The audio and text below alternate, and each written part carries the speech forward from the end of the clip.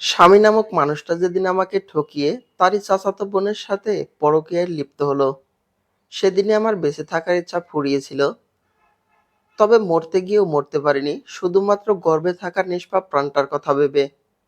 ভেবেছিলাম ওর কি দোষ, ও তো এখনো পৃথিবীর আলোটাই দেখেনি। ওকে কেন মেরে ফেলবো, সে অধিকার যে আমার নেই। কিন্তু সহ্যের সীমা তখন পার হলো, যখন তাদের এই নোংরামিটা শুধু ঘরের বাইরে নয়, ভেতরেও চলে আসতে শুরু করলো। আমার কোনো উপায় ছিল না। ছোট্ট থেকেই মানুষ হয়েছি বাবা ছাড়া। মা একা কষ্ট করে আমাকে মানুষ করেছে, অন্যের বাসায় কাজ করে। আমার বিয়ের কিছুদিন পরেই মাও দুনিয়া ছেড়ে দিল। শেষ আশা ভরসা বলতে শুধু এই স্বামী আর সংসার ছাড়া কিছুই রইল না আমার। কিন্তু সেখানেও খুব বাজেভাবে ঠকে গেলাম আমি। আমার নাম জ্যোতি। আমার স্বামীর সাথে আমার অ্যারেঞ্জ ম্যারেজ হয়েছিল। আমার শ্বশুর আমাকে পছন্দ করে এ বাড়িতে তার ছেলের বউ করে নিয়ে আসেন। মাও আপত্তি করেনি। এমন ভালো পরিবার পেলে কেই বা আপত্তি করবে। বিয়ের পরে সবকিছু ঠিকঠাকই ছিল। আমার স্বামী আরমান বিয়ের পর থেকে সে কখনো স্বামী হওয়ার দায়িত্ব পালনে অবহেলা করেনি। ভীষণ কেয়ারিং আর স্ত্রী ভক্ত বলে চারপাশে তার যথেষ্ট সুনাম। আমিও সেটাই ভেবেছিলাম, যতদিন না আমি তার সত্যি জানতে পারলাম। সে কখনো কোনো কিছুর জন্য আমার উপর চিৎকার চেঁচামেচি করেনি। মোট কথা, বিয়ের পর থেকে আমাদের মাঝে কখনো ঝগড়া হয়নি। ঝগড়া হওয়ার মতো সে কিছুই করেনি। আমিও বাকি 10টা সাধারণ মেয়ের মতো স্বামীর সংসার নিয়ে ব্যস্ত। কিন্তু আমার প্রথম সন্দেহটা হলো সেদিন, যেদিন আমি তার কোটে মেইলি পারফিউমের গন্ধ পেলাম। আমি কোনো ঝামেলা অশান্তি পছন্দ করি না বরাবরই। সোজাসুজি তার সামনে গিয়ে প্রশ্ন করলাম, এই গন্ধটা কিসের আরমান? তুমি তো এই পারফিউম ব্যবহার করো না। আরমান খুব স্বাভাবিক ভঙ্গিতে জবাব দিল, আজ রেস্টুরেন্টে লাঞ্চ করতে গিয়ে একটা মেয়ের সাথে ধাক্কা লাগে আমার। তারই হবে হয়তো। পরপর মুচকি হেসে বলল, এই সামান্য গন্ধটাও টের পেয়েছো? বাহ, তোমার ঘ্রাণ শক্তির তো তারিফ করতে হয়। আমার মাথায় হাত বুলিয়ে চলে গেল সে। আমিও চুপ করে গেলাম তখনকার মতো। আর মাথা ঘামালাম না। কয়দিন যেতেই অবশ্য এটার কথা ভুলেও গেলাম। কিন্তু আবার নতুন এক ঘটনার বিষয়টা মাথাচাড়া দিয়ে উঠল আমার। সেদিন রাতে হঠাৎ ঘুম ভেঙে গেল কারেন্ট চলে যাওয়াতে। গরমে অস্থির হয়ে উঠে বসলাম বিছানায়। পাশে চোখ পড়তে আরমানকে কোথাও দেখতে পেলাম না। ভাবলাম সেও হয়তো গরমে অতিষ্ঠ হয়ে উঠে বাইরে গেছে। আমি উঠে গিয়ে বেলকনিতে দাঁড়ালাম। হঠাৎ আমার নজর পড়ল নিচের বাগানে। ওখানে আরমান দাঁড়িয়ে ছিল। কিন্তু অবাক করা বিষয় এটাই, আরমান সেখানে একা ছিল না। আর কেউ তার সামনে দাঁড়িয়ে ছিল, যার সাথে আরমান হেসে হেসে কথা বলছিল। আমি দেখার চেষ্টা করলাম সে কে, কিন্তু বেলকনি থেকে সামনে দাঁড়ানো মানুষটার মুখই দেখা গেল না। হঠাৎ আরমান সামনে এগিয়ে অদৃশ্য হয়ে গেল। আমি অপেক্ষায় রইলাম তার ঘরে ফেরার। সে ফিরল ঘন্টাখানেক পর। ততক্ষণে কারেন্ট এসে গেছে। আরমান ঘরে ঢুকতেই তার শরীর থেকে সেই পারফিউমের গন্ধটা ভেসে এলো। মনের মধ্যে অজানা আশঙ্কায় কেঁপে উঠল আমার। আরমান আমাকে সামনে দেখে একটু চমকে গেল। পরপরই নিজেকে সামলে নিয়ে হাসি মুখে বলল, এখানে দাঁড়িয়ে আছো কেন? ঘুমাওনি? আমি তার দিকে চেয়ে গলা নামিয়ে বললাম, ঘুম আসছিল না। আরমান আমার হাত ধরে বলল, এসো। আমি তোমার মাথায় হাত বুলিয়ে দিচ্ছি, দেখবে এক্ষুনি ঘুম চলে আসবে। কোথায় গেছিলে তুমি? আমার হঠাৎ প্রশ্নে সে একটু চুপ করে রইল। তারপর বলল, আমারও ঘুম আসছিল না, তাই বাগানে পায়চারি করতে গিয়েছিলাম। একা? সে অল্প হাসল। একা না তো ধোঁকা পাবো কই? এই রাতের বেলা কে জেগে থাকবে আমাকে সঙ্গ দেওয়ার জন্য? আমি আর কথা বাড়ালাম না। বুঝলাম প্রশ্ন করলেও সত্যি উত্তর পাবো না। সেই রাতটা কাটলো আমার নির্ঘুম। আরমান আমার মাথায় হাত বোলাতে বোলাতে নিজে ঘুমিয়ে পড়ল, অথচ আমার চোখে এক ফোঁটাও ঘুম নেই। পরের দিন সকালে আরমান বেরিয়ে যাওয়ার কয়েক মুহূর্ত পর আমি রুমের দরজা আটকে ঘরটায় তল্লাশি শুরু করলাম। কিছু না কিছু তো পাবোই, যাতে আমার মনে সন্দেহ দূর করা যায় এই ভেবে। কিন্তু পুরো ঘর খুঁজেও কিচ্ছু পেলাম না সেদিন। অস্থির হয়ে সোফায় বসে বসে পড়লাম। চোখে মুখে বিরক্তি এসে ভিড় করেছে। কোথায় এমন কিছু পাবো যাতে এই ঘটনাগুলোর ব্যাখ্যা দিতে পারবো নিজের মনের কাছে? আরমান কি সত্যিই এমন কিছু করছে, নাকি সব নেহাতই আমার মনের ভুল? ঠিক তখনই আমার মাথায় খেলে গেল একটা অদ্ভুত কথা। রাতের বেলা আরমান কার সাথে দেখা করতে পারে, তাও আবার এবারের বাগানে? বাইরে থেকে কেউ কি রাত এখানে আসতে পারবে? সে চান্স খুবই কম। তার মানে আমি যা ভাবছি তা যদি হয়, তবে আরমান যার সাথে দেখা করছে সে এবারেরই কেউ। মাথাটা ঝিমঝিম করে উঠল।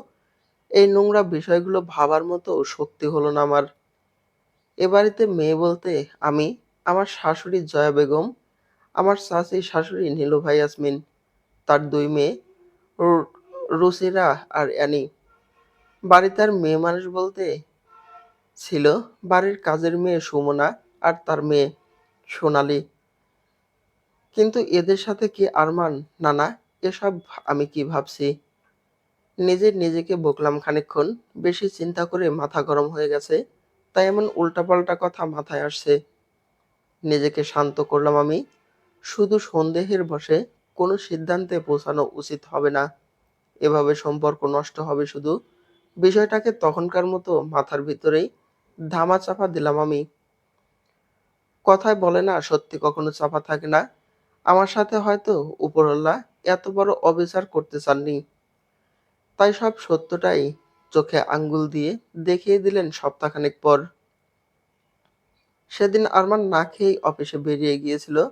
আমার শাশুড়ি জয়া বেগম আমায় ডেকে বললেন খাবারটা আরমানের অফিসে গিয়ে পৌঁছে দিতে। আমি একটু অবাক হলাম তার কথায়।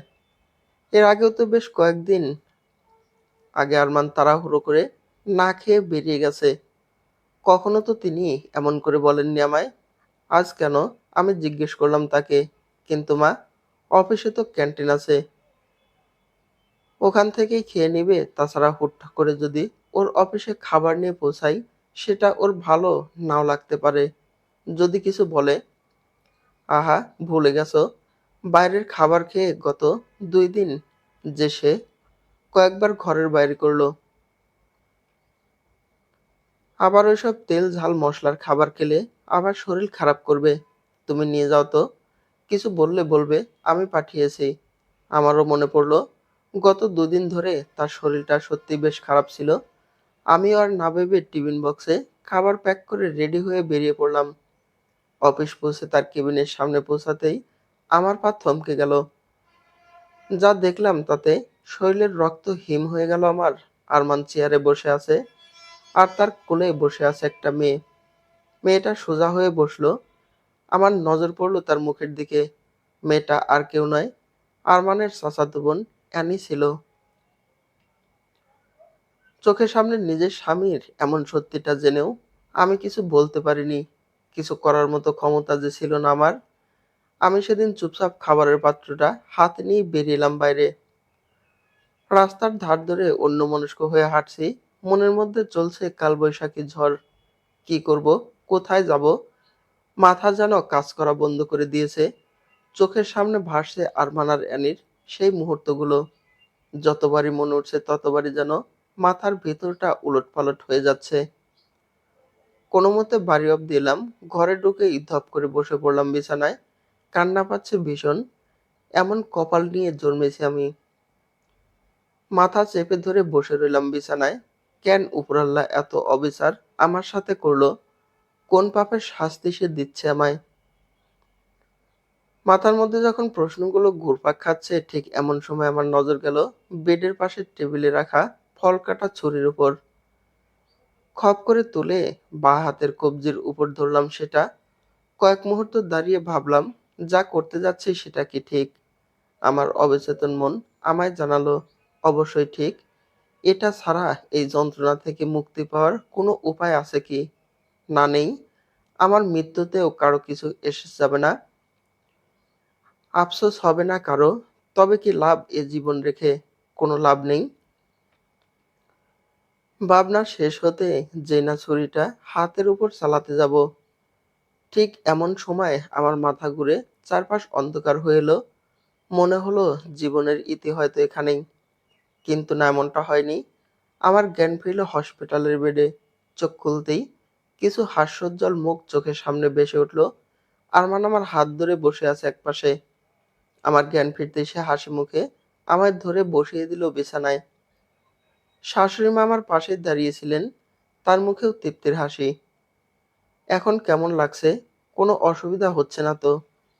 আরমান বলল, শরীর খারাপ লাগছে আমাকে বলো। ডাক্তার বলল তোমার শরীর দুর্বল অনেক। খাওয়া দাওয়া করো না ঠিক মতো, একটু নিজের খেয়াল রাখো না। এভাবে চললে হবে?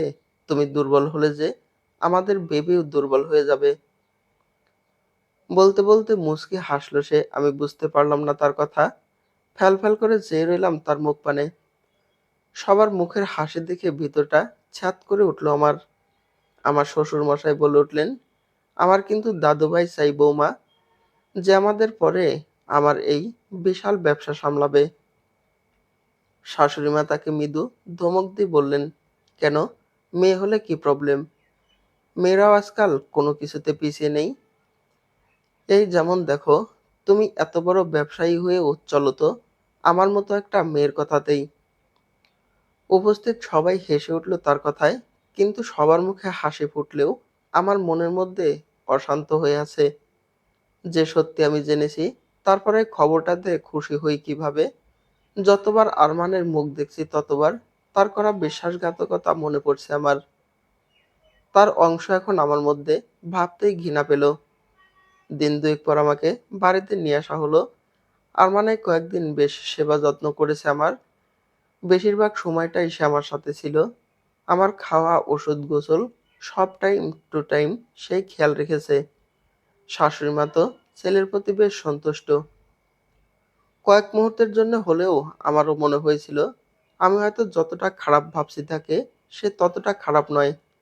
মনে পড়ল মা চাচিদের বলা কথা, পোলা মানুষের একটু অমন সুখ সুখ স্বভাব থাকে, মানিয়ে গুছিয়ে নিতে হয়।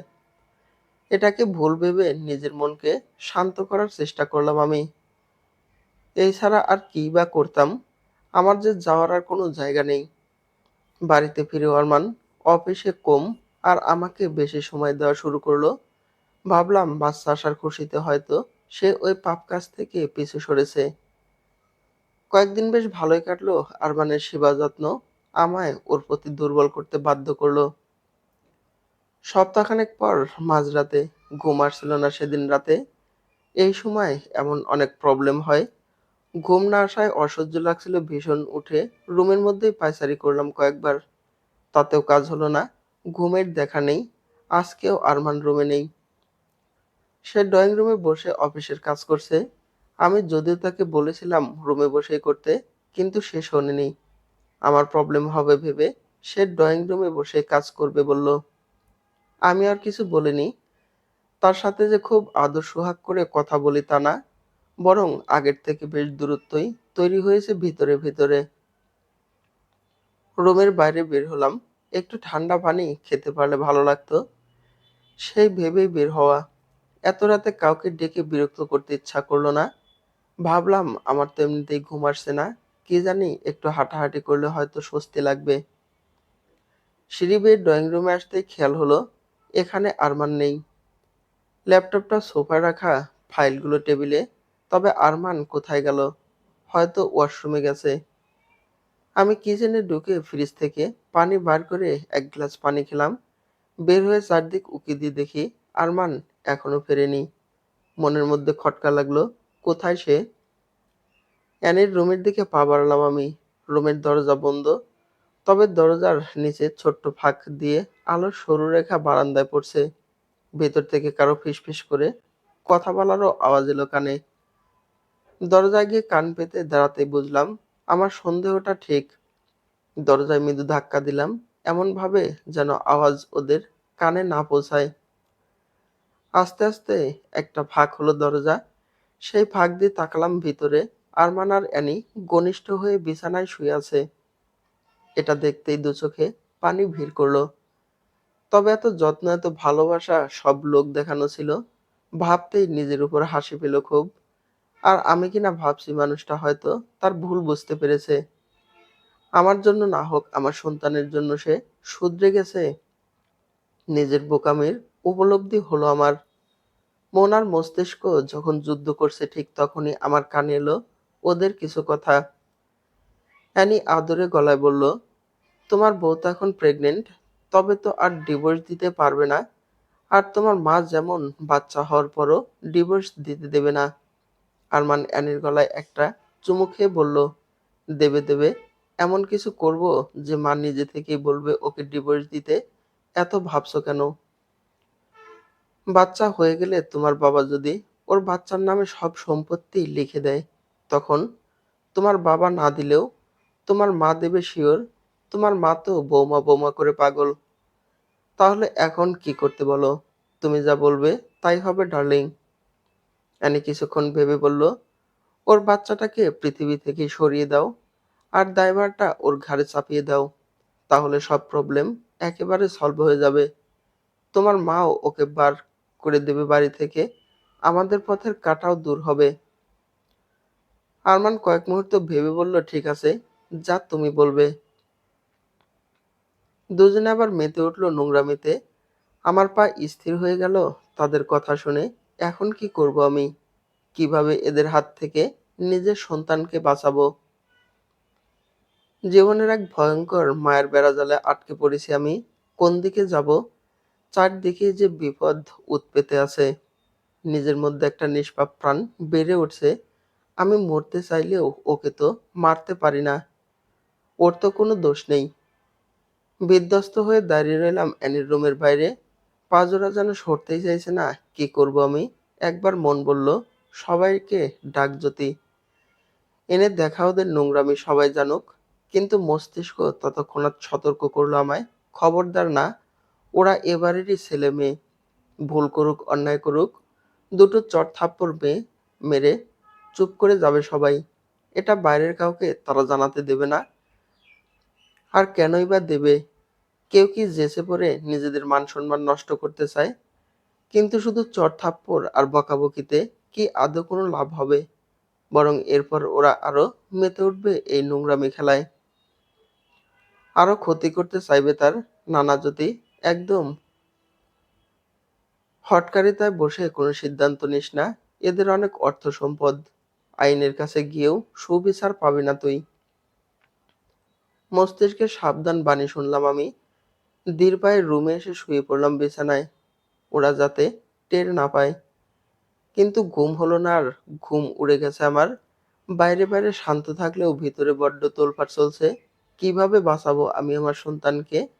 কিছু ভাব জ্যোতি, সময় নষ্ট করিস না, সময় বড্ড কম। আরমান ফিরল ভোর রাতে। ফিরেই ওয়াশরুমে ঢুকে গেল। আমি উঠে বসলাম বিছানায়। এভাবে আর শুয়ে থাকতে পারছি না। আরমান ওয়াশরুম থেকে বেরিয়ে আমাকে বিছানায় বসে থাকতে দেখে হাসি মুখে এগিয়ে এলো আমার দিকে। আমার গালে হাত রেখে বলল, ঘুম ভেঙেছে? ভালো ঘুম হয়েছে তো রাতে? আমি তো ড্রয়িং রুমে ঘুমিয়ে পড়েছিলাম যাতে তোমার প্রবলেম না হয়। কত সুন্দর অভিনয় জানে মানুষটা। তার হাত এখনো আমার গালে রাখা। গিনায় গা গুলিয়ে এলো আমার। ছুটে গেলাম ওয়াশরুমে। আরমানও পিছু পিছু গেল আমার। মাথায় পানি দিতে দিতে বলল, এই সময় এমন হয়? খুব কষ্ট হচ্ছে কি? বেশ কিছুক্ষণ পর আমি ওয়াশরুম থেকে বেরিয়ে এলাম। আরমানি নিয়ে এলো আমায়। আমাকে রুমে রেখে সে বাইরে গেল কিছুক্ষণের জন্য। ফিরল একটা গ্লাস নিয়ে। সেটা আমার দিকে এগিয়ে দিয়ে বলল, এটা খেয়ে নাও, ভালো লাগবে। আমার নজর গেল টেবিলে রাখা পানি ভর্তি গ্লাসটার দিকে। তাকে বললাম, রুমে তো পানি ছিলই, তুমি আবার বাইরে থেকে আনতে গেলে কেন? হারমান সেদিকে তাকিয়ে বলে উঠল, ওহো, আমি তো খেয়ালই করিনি।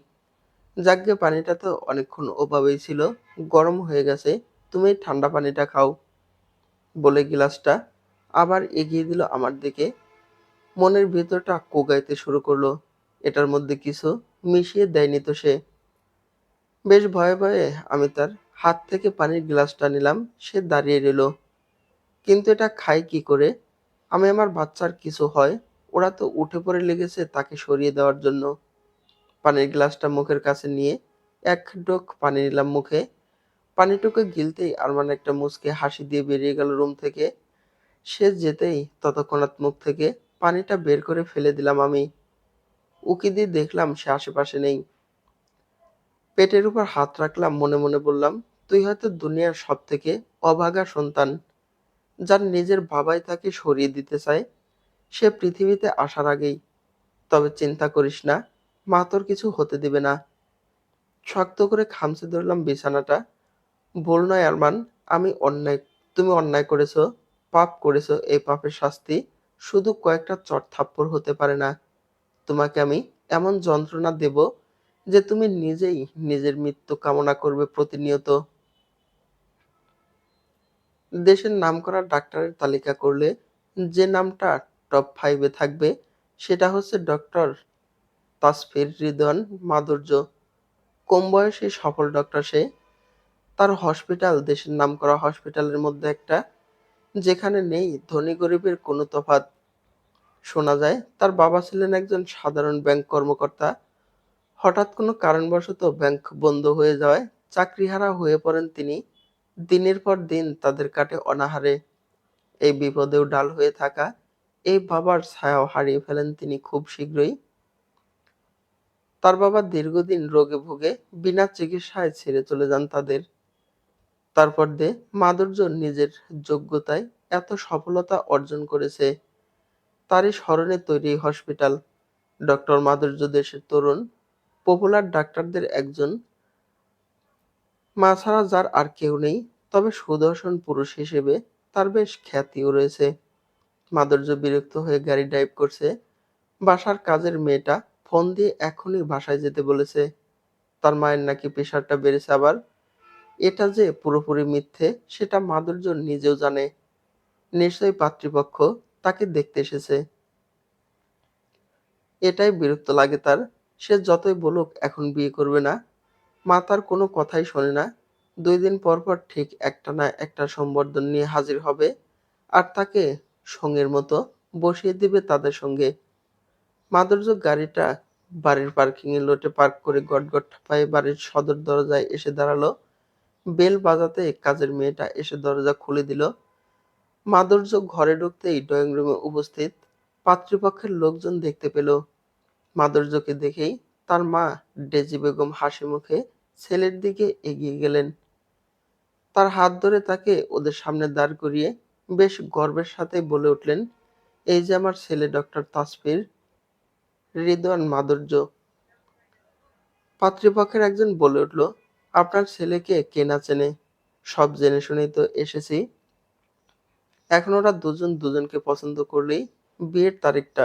হ্যাঁ হ্যাঁ, ডেজি বেগম ছেলের দিকে ফিরলেন, আমার মেয়েকে পছন্দ হয়েছে, তাহলে বিয়ের তারিখ। কিন্তু আমার পছন্দ হয়নি।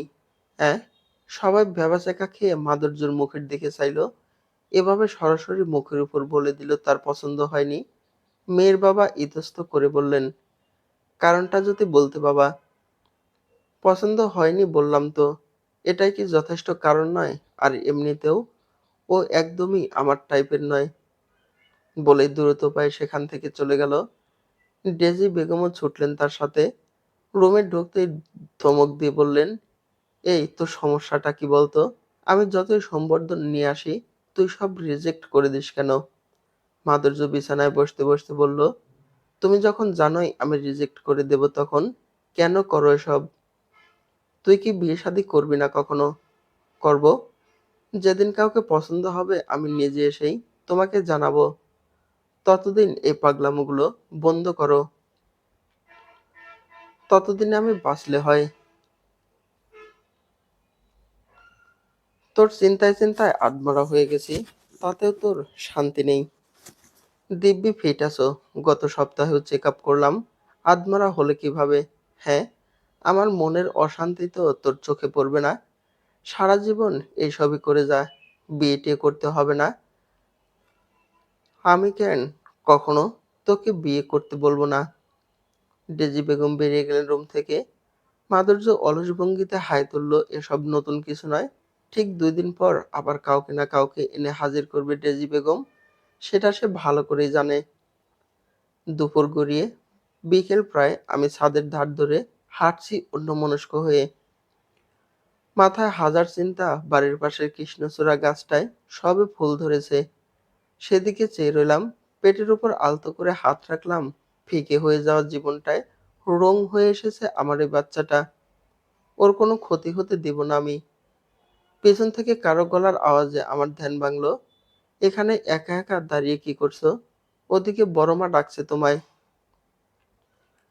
অ্যানি দাঁড়িয়ে আছে সেখানে। তাকে দেখে ভিতরে ভিতরে জ্বলে পড়ে উঠলো আমার।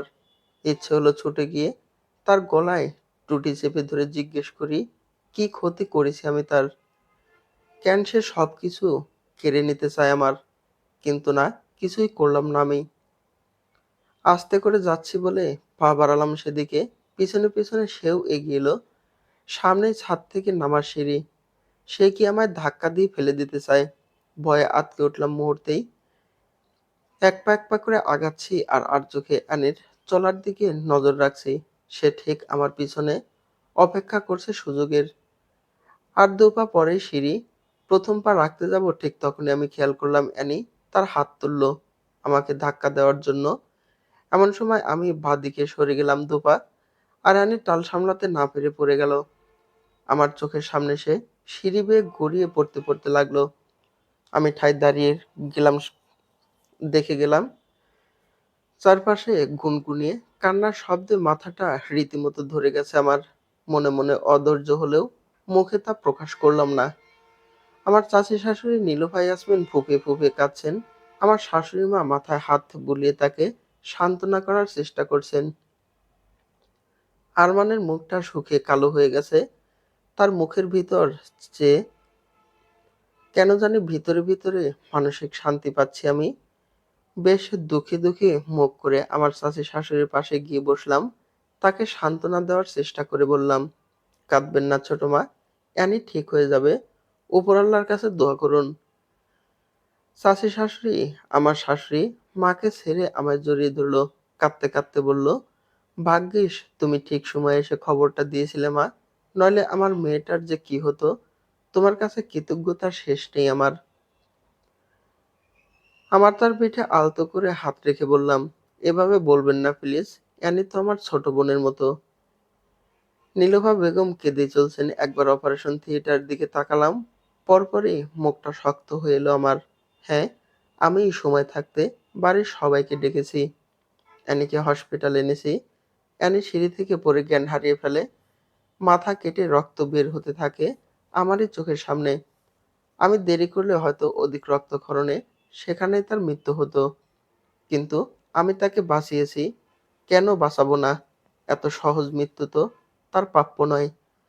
এত সহজে যদি সে মুক্তি পেয়ে যায়, তবে কিভাবে বুঝবে আমি কি যন্ত্রণা সহ্য করছি? আরমান কোনো কথা বলেনি। হসপিটালে আসার পর থেকেই চুপ করে আছে সে। আমার চাচা শ্বশুরমশাই বিক্রম চৌধুরী আর আরমান একপাশে দাঁড়িয়ে আছে।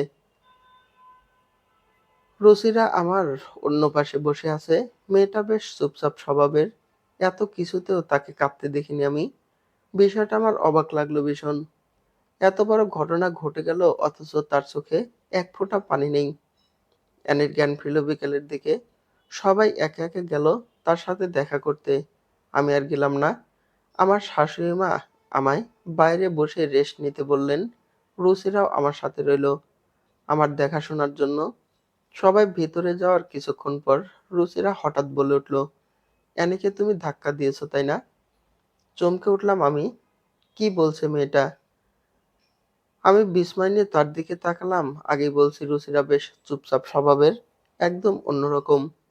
বাড়ির ছোট বড় কোনো বিষয়ে সে মাথা ঘামায় না। তাকে কখনো কোনো বিষয়ে কথা বলতেও দেখিনি। ২৪ ঘন্টায় তার সাথে আমার দেখা হয় মাত্র ২ বার, সকাল আর রাতে খাওয়ার সময়টায়। রুচিরা ব্রিলিয়ান্ট স্টুডেন্ট হওয়া সত্ত্বেও চুপচাপ স্বভাবের হওয়ায় সবার মনে হয় সে বোকাশোকা প্রকৃতির। মনে হওয়া অবশ্য কারণ আছে। সে সাধারণভাবে চলাফেরা করে সবসময়। গায়ে সালোয়ার কামিজ, ওড়নাটা গলায় ঝোলানো, চোখে মোটা ফ্রেমের চশমা, চুলগুলো বেণি করে বাঁধা থাকে বেশিরভাগ সময়। যেখানে অ্যানি তার সম্পূর্ণ বিপরীত। অ্যানি মডার্ন প্রকৃতির, টপ জিন্স, ছোট ছোট পোশাক পরে ঘুরে বেড়ায়, কথার ধরনও সম্পূর্ণ আলাদা। তবে বাকিদের রুচিরাকে বোকা বলে মনে হলেও আমার সবসময় মনে হতো মেয়েটা যেমন দেখায় তেমন নয়। ওর চোখে মুখে আলাদা উজ্জ্বলতা দেখতে পাই আমি। বেশ চোখা আর বুদ্ধিমতী স্বভাবের। মনে হতো ওকে আমাকে অবাক হয়ে চেয়ে থাকতে দেখে রুচিরা হাত দিয়ে চশমার ফ্রেমটা ঠিক করে আবার বলে উঠল, আরমান ভাইয়ের সাথে অ্যানির সম্পর্কের জন্য তুমি রাগের বশে ওকে ধাক্কা দিয়ে ফেলে দিয়েছো, তাই না? এবার অবাকের চরম পর্যায়ে পৌঁছালাম আমি। তার মানে আমি ছাড়াও আরমান আর অ্যানির সম্পর্কের কথা আরো একজন জানে, রুচিরা। আমি থতমত খেয়ে বললাম, কি বলছো তুমি এসব? কেন ভুল কিছু বললাম? তোমার চোখ মুখ দেখে তো মনে হচ্ছে আমি 80% ঠিক। একটা শুকনো ডোক গিললাম আমি। এটা সত্যি, আমি অ্যানিকে ধাক্কা দেইনি। কিন্তু আমি তো জানতাম সে পড়ে যাবে। জেনে শুনেই তাকে পড়তে দিয়েছি। কিন্তু এটা তো ভুল কিছু করিনি আমি। তাহলে কেন ভয় পাচ্ছি? রুচিরার চোখের দিকে চাইলাম আমি। শান্ত স্বরে প্রশ্ন করলাম, তুমি মিথ্যে দোষারোপ করছো। আমি এমন কিছুই করিনি। রুচিরা কিছুক্ষণ আমার দিকে বেশ ভালোভাবে নজর বুলিয়ে বলল, সেখানে তখন তুমি ছাড়া আর কেউ ছিল না। ওখান থেকে পিছলে পড়ারও তেমন কোনো সম্ভাবনা নেই। আর সবথেকে গুরুত্বপূর্ণ কথা, তোমার কাছে কারণও ছিল তাকে ধাক্কা দেওয়ার। তোমার রাগ ছিল ওর উপর। তার মানে তুমি আগে থেকেই জানো আরমান আর অ্যানির মধ্যে সম্পর্ক ছিল? পাল্টা প্রশ্ন করলাম আমি। রুচিরা ততক্ষণ আর জবাব দিল না। মিনিট খানেক পর বলল, জানি। মাস তিনেক আগেই জেনেছি।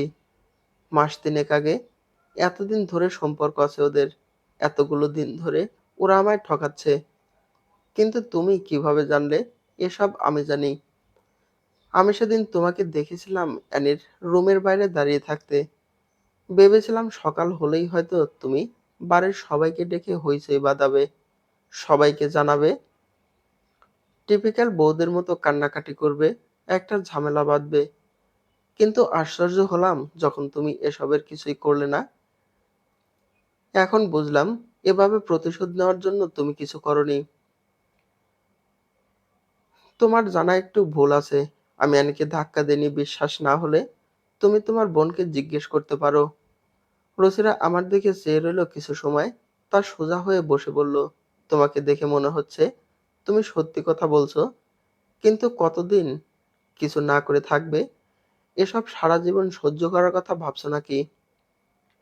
রুচিরার কথার অন্যরকম কিছুর গন্ধ পেলাম আমি।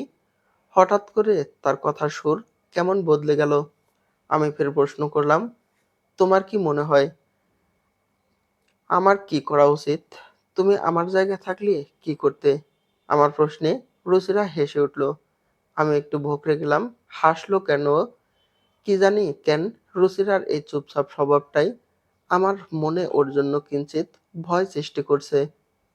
রুচিরা হাসি থামিয়ে বলল, তুমি বেশ বুদ্ধিমতী। তোমার পার্সোনালিটি ভালো লেগেছে আমার।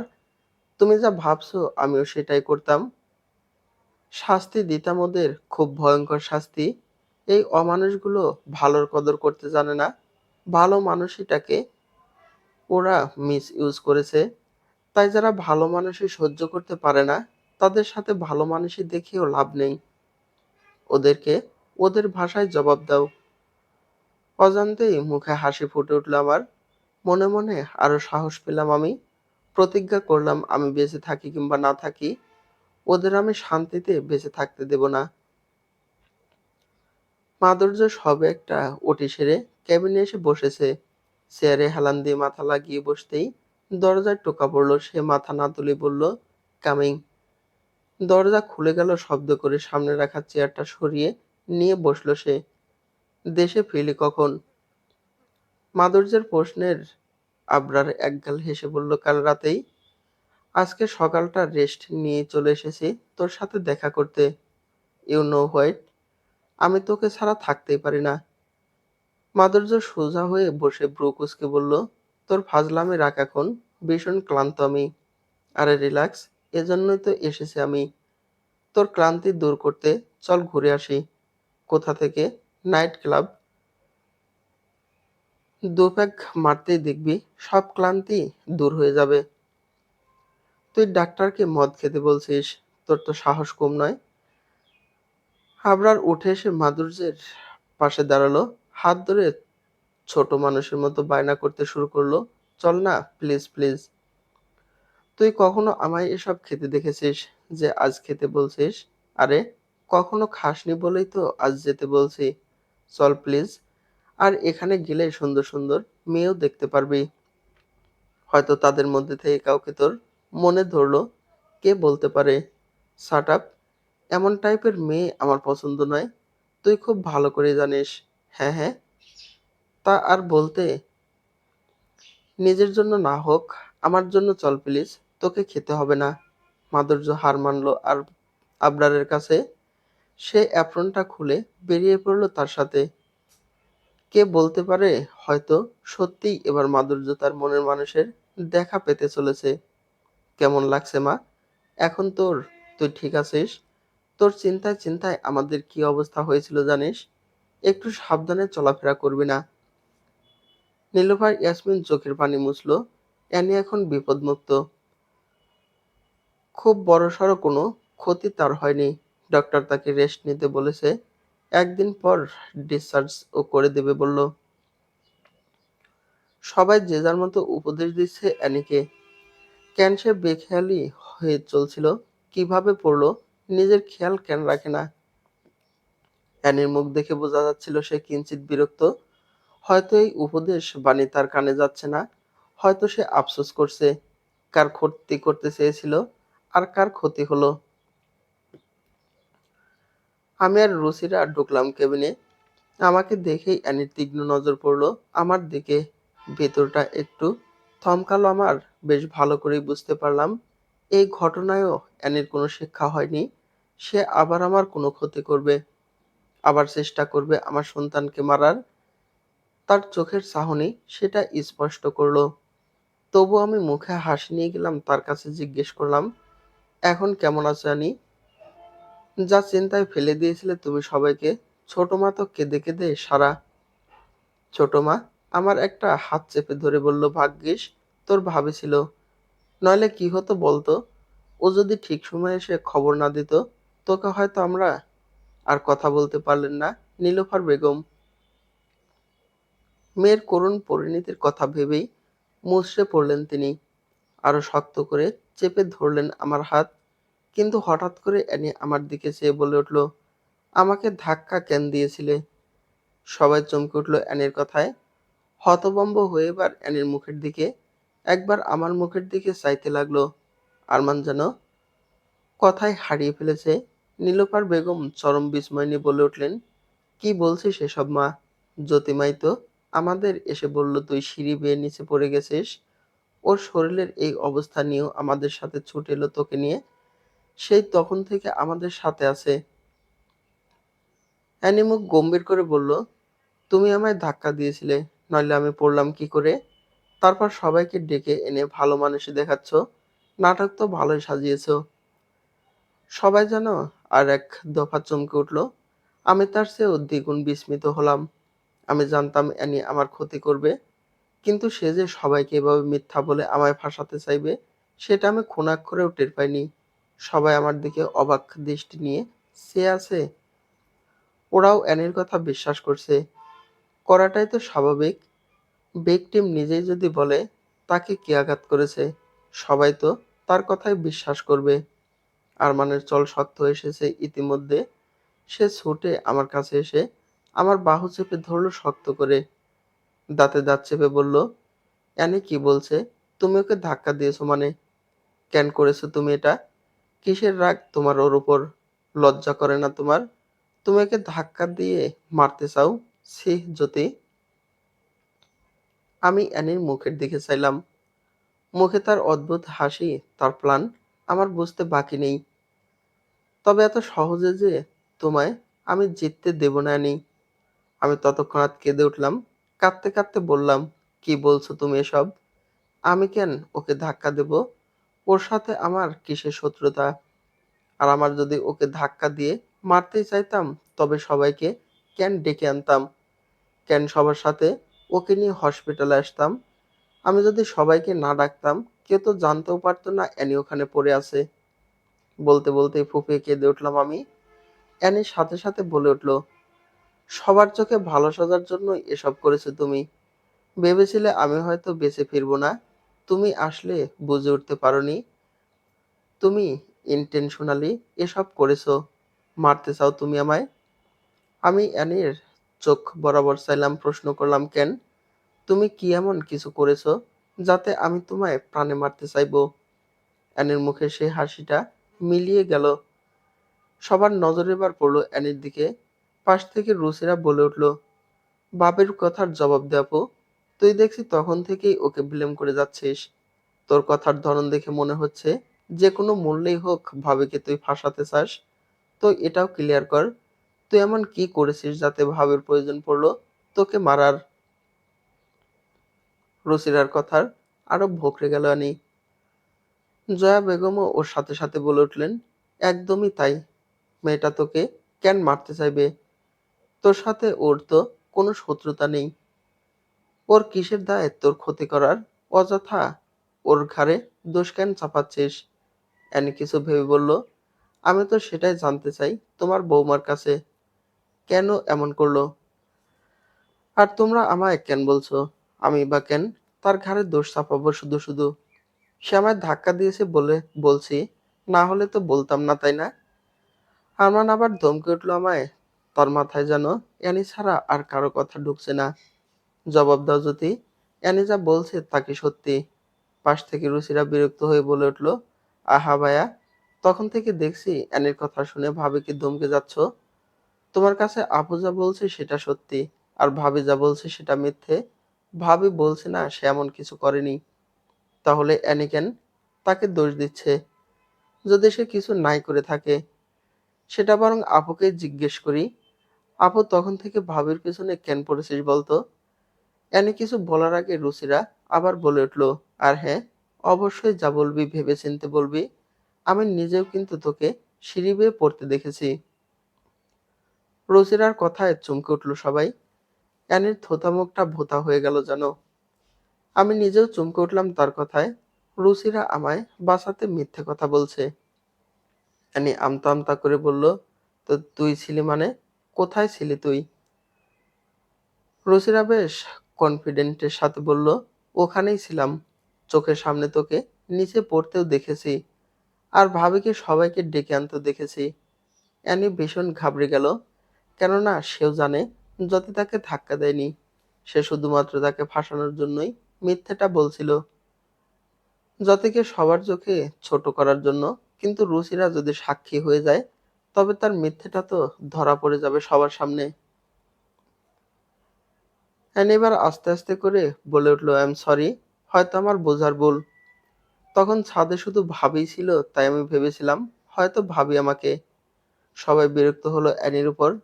নীলুফা ইয়াসমিন মেয়েকে ধমক দিয়ে বললেন, মেয়েটা তোকে বাঁচালো আর তুই কিনা ওকেই দোষী বানাতে উঠে পড়ে লাগলি। কিছু না করেও কত কথা শুনলো সে। আমাকে ক্ষমা করে দিও জ্যোতিমা, ওর হয়ে আমি তোমার কাছে ক্ষমা চাইছি।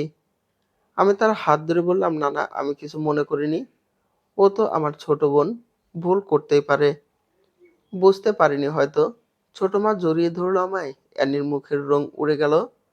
সবাই বেশ কথাও শোনালো তাকে। পরিবর্তে সে শুধু রাগে ফুঁসছে। আর কিছুই করার নেই এখন তার। আরমান নিজেও ক্ষমা চাইলো কয়েকবার আমার কাছে। আমিও ক্ষমা করলাম তাকে। হুম, ক্ষমাটা মুখে মুখে করলাম শুধু। সে যে পাপ করেছে তার কোনো ক্ষমা নেই আমার কাছে। আমি বুঝে গেলাম আমায় কি করতে হবে, এই অমানুষগুলোকে শাস্তি দেওয়ার আর জেতার উপায় পেয়ে গেলাম। চলবে গল্প শেষ বসন্ত, গল্পের প্রথম অংশ লেখা জান্নাত।